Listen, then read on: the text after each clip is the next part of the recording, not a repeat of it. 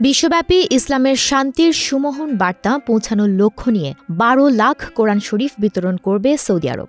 বুধবার মধ্যপ্রাচ্য ভিত্তিক সংবাদ মাধ্যম আরব নিউজের এক প্রতিবেদনে বলা হয়েছে, যুবরাজ মোহাম্মদ বিন সালমান এই বিশাল উদ্যোগটির অনুমোদন দিয়েছেন।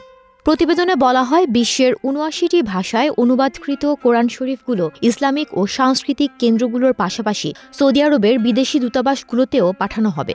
সৌদি প্রেস এজেন্সি নিয়ে তৈরি এক প্রতিবেদনে বলা হয়েছে, এটি প্রিন্স সালমানের কোরআন উপহার দেওয়ার প্রোগ্রামের একটি অংশ, যা মুসলিমদের ধর্মীয় ও সাংস্কৃতিক সচেতনতা বৃদ্ধির উদ্দেশ্যেই করা হয়েছে।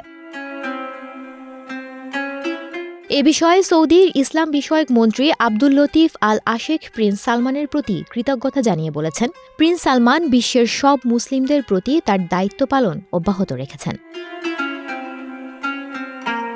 তিনি আরও বলেন, এই কোরআনগুলো বিশ্বের সবচেয়ে উন্নত কাগজে নিখুঁতভাবে প্রিন্ট করা হয়েছে এবং বিশেষ করে রমজান মাসে মুসল্লিরা এই কোরআনগুলো থেকে গভীর উপকার পাবেন।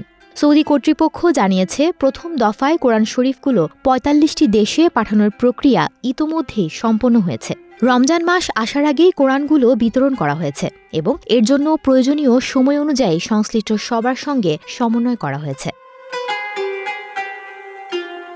আরব নিউজের ওই প্রতিবেদনে বলা হয়, এই মহৎ উদ্যোগ সৌদি আরবের মুসলিম বিশ্বে তাদের ঐতিহ্য, সংস্কৃতি এবং ধর্মীয় দায়বদ্ধতার একটি অনন্য উদাহরণ হিসেবে বিবেচিত হবে।